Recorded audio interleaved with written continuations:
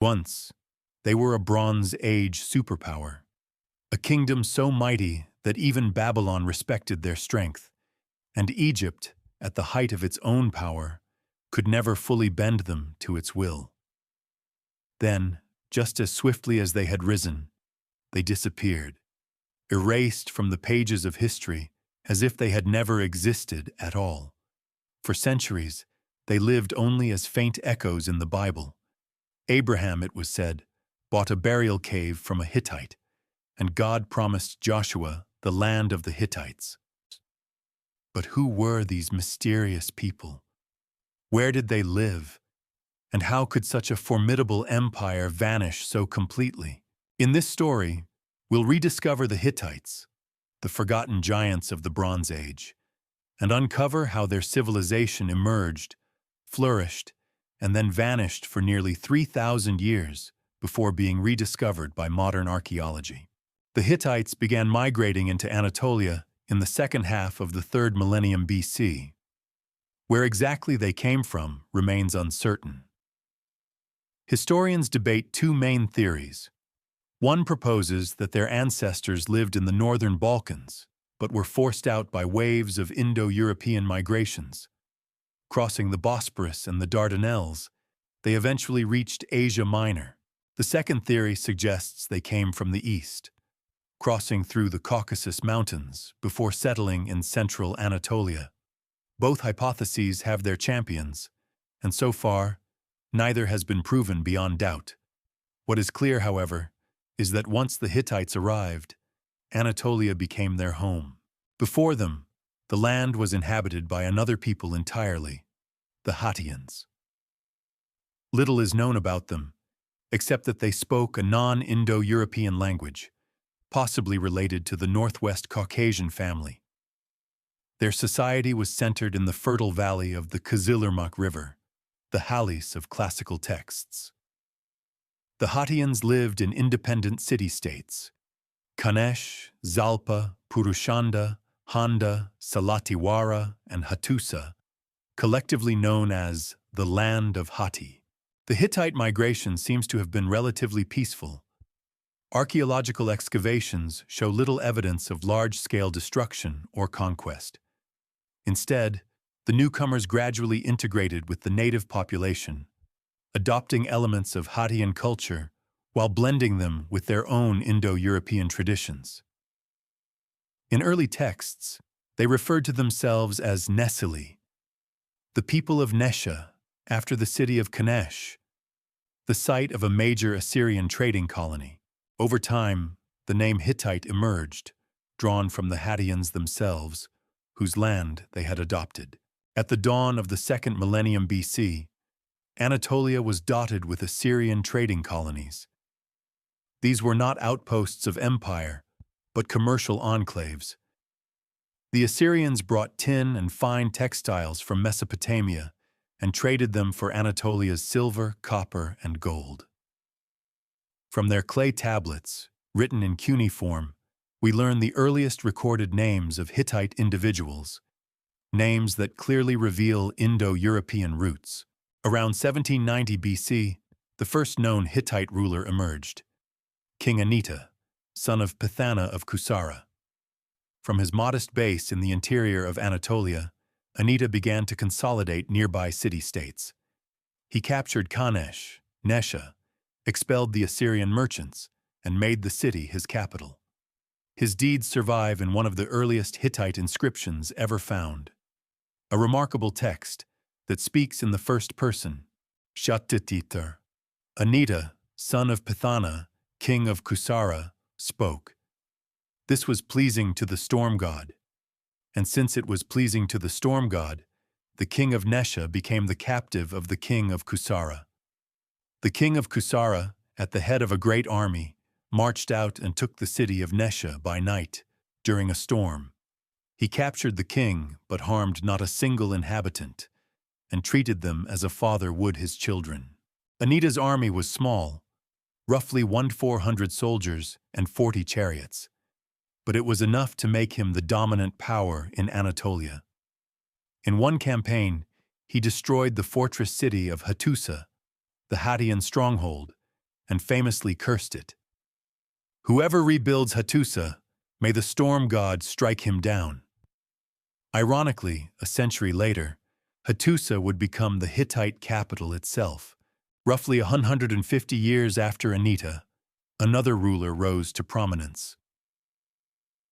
Labarna, often regarded as the true founder of the Hittite state. He was a warrior king whose campaigns transformed a collection of city-states into a kingdom that stretched from the Black Sea to the Mediterranean. Later chronicles describe his exploits with pride, and the land was small. But wherever he set out on campaign, he subdued his enemies by force. He laid waste to lands, and the seas became his borders. Upon returning from each campaign, Labarna placed his sons in charge of conquered cities, creating a network of loyal vassals. His name became synonymous with kingship, just as Caesar would later become a title among Roman emperors. One of his descendants, also called Labarna, rebuilt the ruins of Hattusa despite Anita's ancient curse. Taking the throne name Hattushili, man of Hattusa, he moved his capital there and began a new dynasty. Like his predecessors, Hattushili Tsakitakern spent much of his reign on campaign.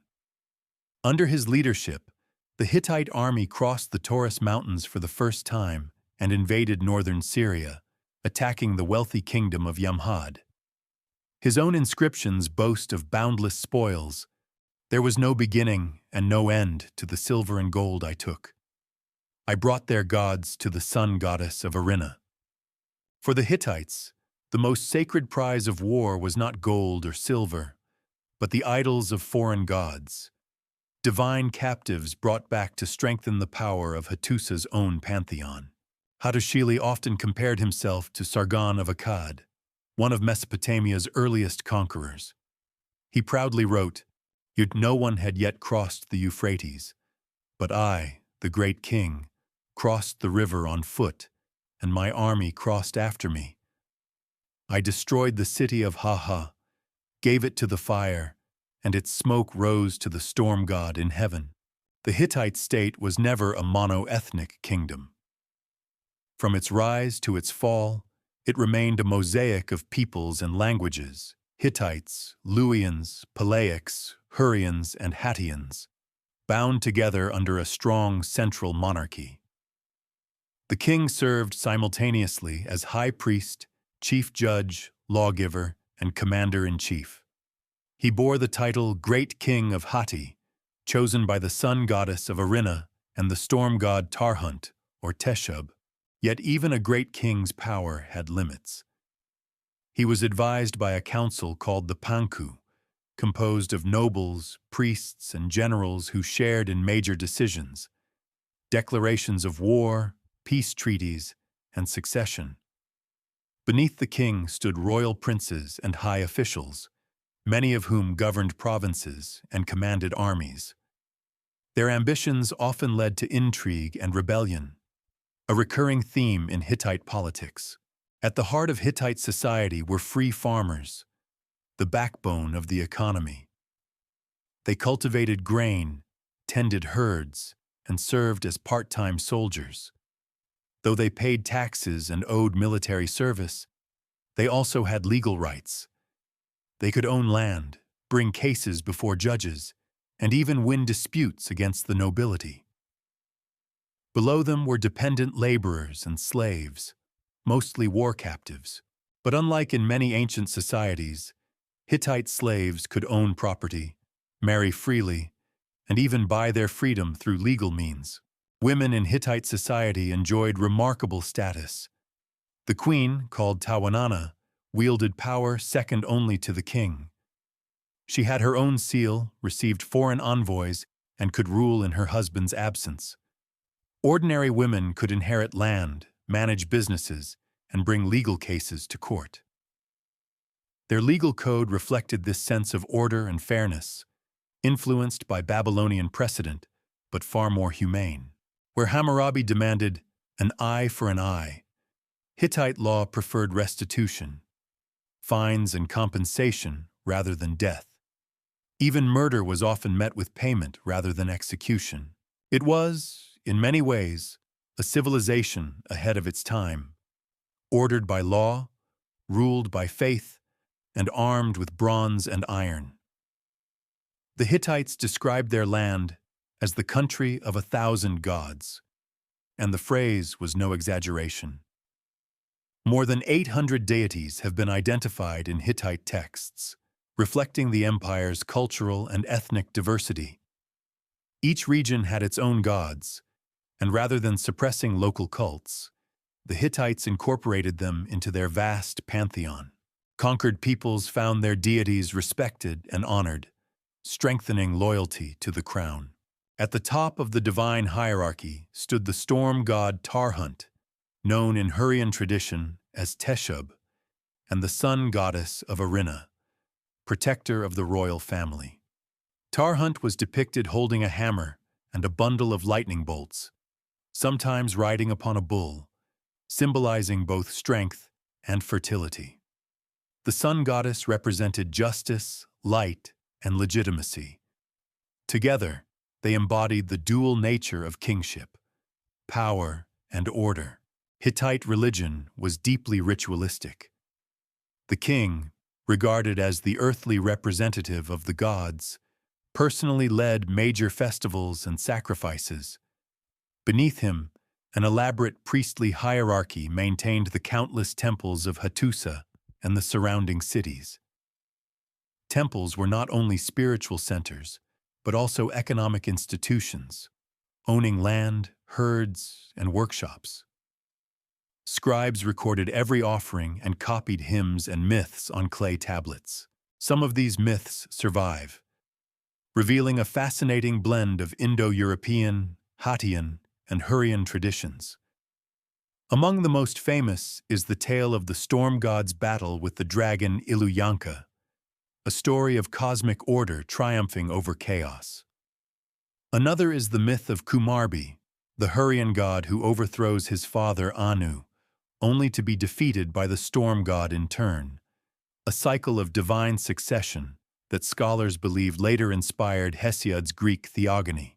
This complex religion bound the empire together.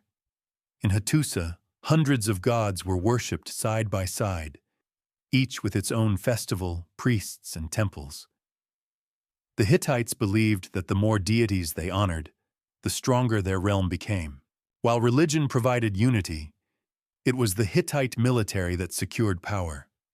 Unlike most Bronze Age states, which relied on temporary militias, the Hittites developed a professional standing army.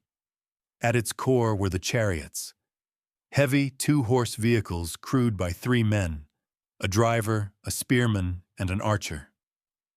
Compared to the lighter, faster Egyptian chariots, Hittite models were slower but sturdier, the armored tanks of their time. Their infantry fought in dense formations reminiscent of later Greek phalanxes, carrying spears, round or oval shields, and wearing bronze helmets. The Hittites were among the first to produce iron weapons on a large scale. Although early ironworking technology was primitive, producing metal no stronger than bronze, the sheer abundance of iron ore in Anatolia gave the Hittites a strategic advantage. Bronze, which required scarce tin, was costly. Iron was plentiful and could equip larger armies. Nevertheless, for centuries, both metals coexisted. Bronze remained the material of elite armor and ceremonial blades, while iron became the weapon of the common soldier, a quiet revolution in military logistics that foreshadowed the Iron Age. After Hattusili I, the throne passed not to his son, but to his grandson, Mursili I, whom he had adopted as heir after disowning his rebellious children. This pattern, dynastic intrigue and usurpation, would become almost typical of Hittite history. Mursili continued his grandfather's campaigns, extending Hittite influence deep into Syria and beyond. His boldest move, however, was an audacious raid on Babylon itself. Around 1595 BC, Mursili's army marched nearly 2,000 kilometers south, stormed the great city of Babylon, and carried off immense spoils, including the sacred statue of the god Marduk. The Amorite dynasty fell soon after, paving the way for the rise of the Kassites. For the Hittites, it was a fleeting but spectacular triumph. On the return journey, Mursili defeated Hurrian forces attempting to intercept his army, but his glory was short-lived.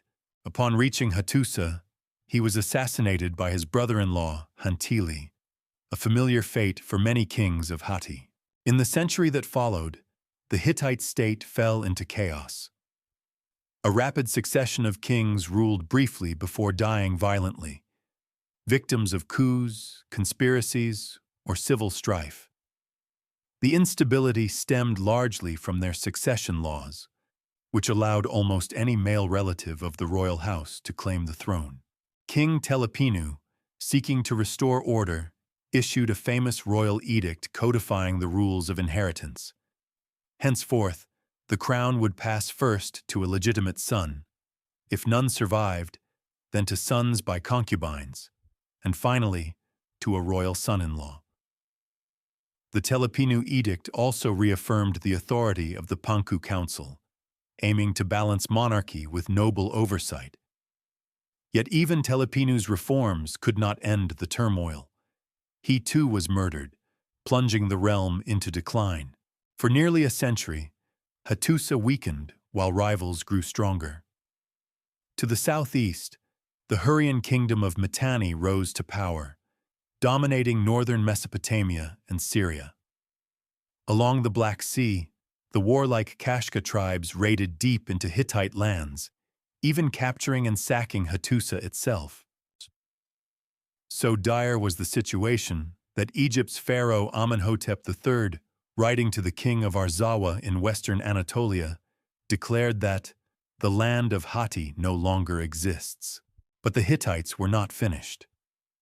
In 1344 BC, a new ruler ascended the throne, one who would restore the empire's greatness and re-establish its place among the superpowers of the ancient world.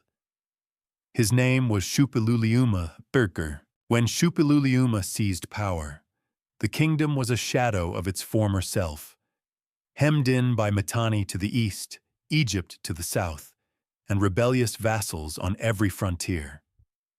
His first task was to rebuild royal authority and reform the army. Once stability returned, he turned north, crushing the Kashka tribes that had tormented Hatti for generations. With the northern frontier secure, he marched eastward, defeating the mountain kingdoms of Hyasha and Adzi and turning them into loyal vassals. Next came Mitanni, the great Hurrian power that had long rivaled Hatti for control of Syria. Mitanni's king, Tushratta, launched preemptive attacks, attempting to block Hittite access through the Taurus passes. But Shuppiluliuma, in a stroke of strategic brilliance, bypassed the mountains entirely. Marching through less defended highlands, he crossed the Euphrates and struck deep into Mitanni's heartland. City after city fell before his advance. The Hurrian defenses collapsed. Tushratta fled, and Mitanni's power crumbled almost overnight. Even Kadesh, a fortified city under Egyptian influence, eventually fell to the Hittites after fierce resistance. Shuppiluliuma proclaimed proudly, "From the Euphrates to the sea, all the land is mine." Mitanni's downfall reshaped the political map. The Hittites became the dominant power of northern Syria, while Egypt maintained control of the south. Assyria, once Mitanni's vassal, began to rise in the vacuum. Shuppiluliuma, meanwhile, consolidated his victories through diplomacy, forging alliances with Kizuwatna, Arzawa, and even Wilusa, the legendary Troy. At the height of his reign came one of history's most astonishing diplomatic exchanges.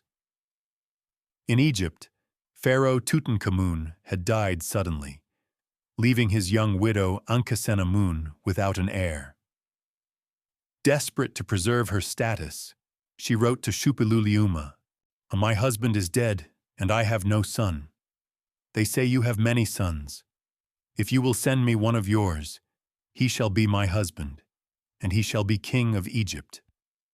It was an unprecedented proposal, an Egyptian queen offering her throne to a foreign prince. Shuppiluliuma hesitated, suspecting deception. But after receiving a second letter pleading for help, he agreed and sent his son Zananza to Egypt. The journey, however, ended in tragedy. Zananza was murdered before reaching the Nile, likely by factions within the Egyptian court. To Shuppiluliuma, it was treachery. Furious, he accused Egypt of betrayal and prepared for war. The diplomatic dream had turned to blood.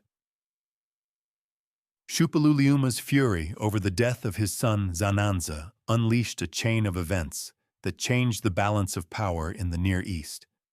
He launched an invasion of Egyptian territories in Syria, capturing key cities like Amurru and Kadesh. The campaign was successful, but it came at a terrible cost. Among the captives taken from the south was a group infected with a deadly plague, likely smallpox, that spread through the Hittite army and eventually reached the heart of Hattusa. Contemporary letters describe the devastation. Day by day, people die. The land perishes. For 20 years, the epidemic ravaged the kingdom, claiming the lives of soldiers, farmers, priests, and even the royal family itself. Shuppiluliuma fell victim to it, followed soon after by his successor, Arnawanda II. With much of the royal line dead, the throne passed to Mursili II, one of Shuppiluliuma's younger sons. He inherited a realm weakened by disease and rebellion, yet he proved to be one of the most capable rulers in Hittite history.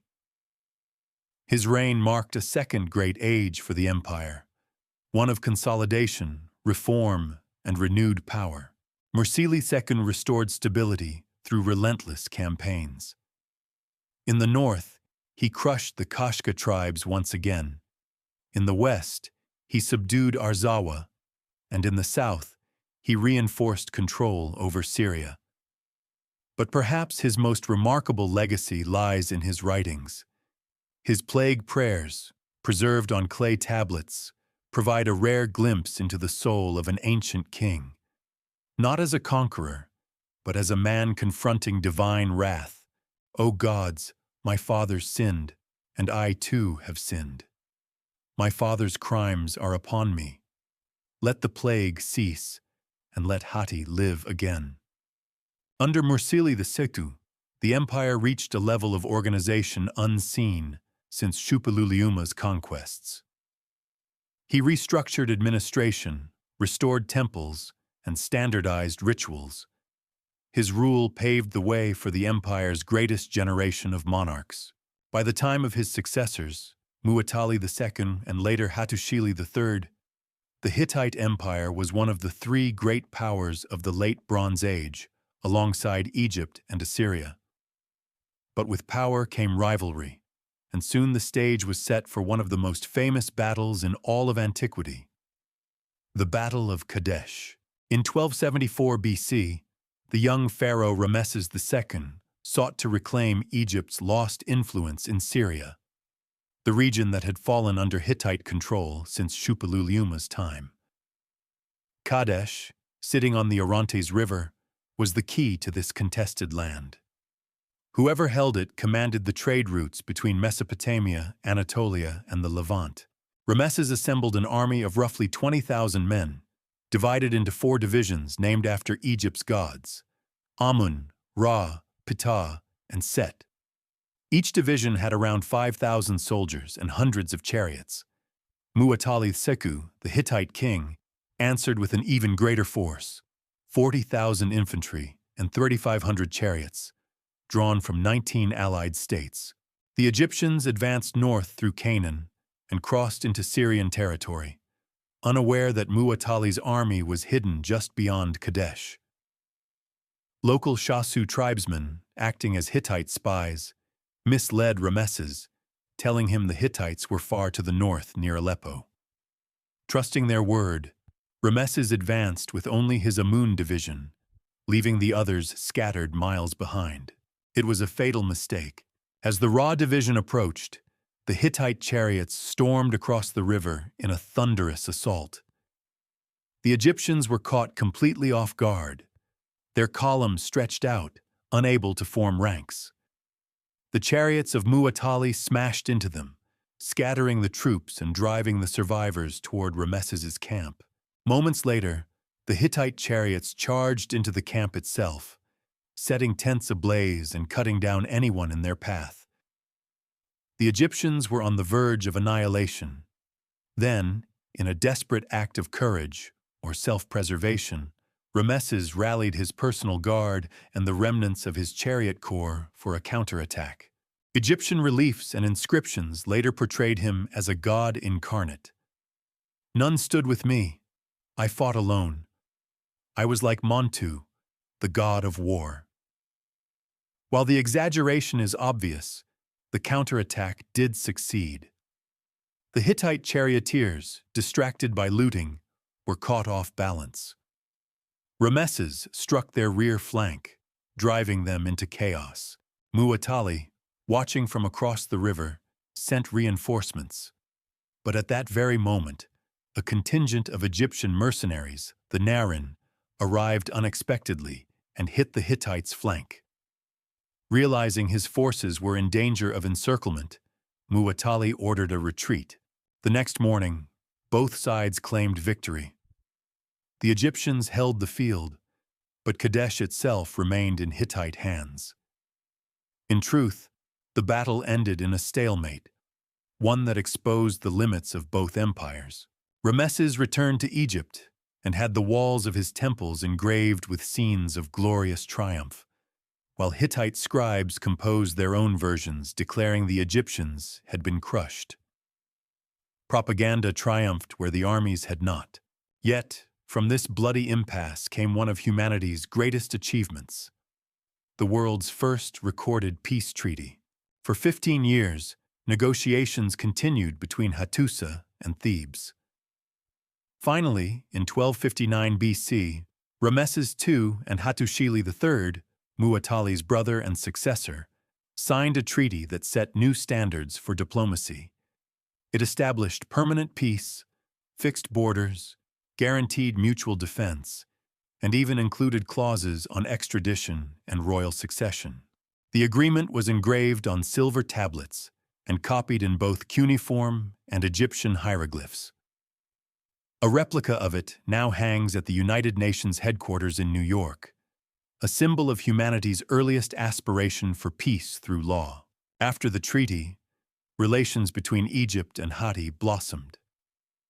Trade resumed, caravans moved freely between the Nile and Anatolia, and royal marriages sealed the alliance. Ramesses himself married a Hittite princess, cementing the friendship that war had failed to achieve. This peace ushered in a golden twilight for the Hittite Empire. Under Hattusili III and his son Tudhaliya IV, the realm prospered. Massive construction projects transformed Hattusa into one of the most formidable capitals of the ancient world. Stone walls encircled the city, and the great temple of the storm god towered above its streets. Hattusili III, once a general and rebel, proved a wise statesman. His letters, preserved among the famed Amarna correspondence, reveal a thoughtful, pragmatic ruler who valued stability above conquest. With Egypt as an ally and Assyria kept at bay, Hatti reached a rare period of peace. But beneath this stability, cracks began to form. The cost of maintaining such an extensive empire strained its resources. Climate shifts brought droughts and failed harvests. Trade routes faltered, and rebellious vassal states re-emerged. Beyond the borders, new peoples, armed, mobile, and hungry, were on the move. No one in Hattusa could yet imagine it, but the storm that would end the Bronze Age was already gathering on the horizon. By the early 13th century BC, the Hittite Empire stood at the height of its power, but also on the edge of disaster. The same forces that had built it into a great civilization were now pulling it apart. Internal intrigue, Economic strain and a world in flux were about to bring an age to its knees. Under King Tudalia IV, Hatti's reach still stretched from the Aegean coast to the mountains of northern Syria. His reign saw monumental construction, new fortresses, waterworks, and temples, a final burst of prosperity before the fall. Yet behind the grandeur, the empire was faltering.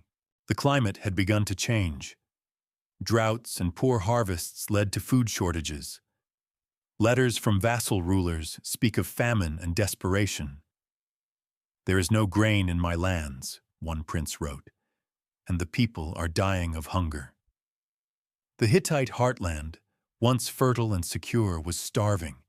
Without food, the army could not march, and the cities could not sustain their populations. To make matters worse, enemies pressed on every side. In the north, the Kashka tribes had regained their strength, raiding the Hittite borders again and again.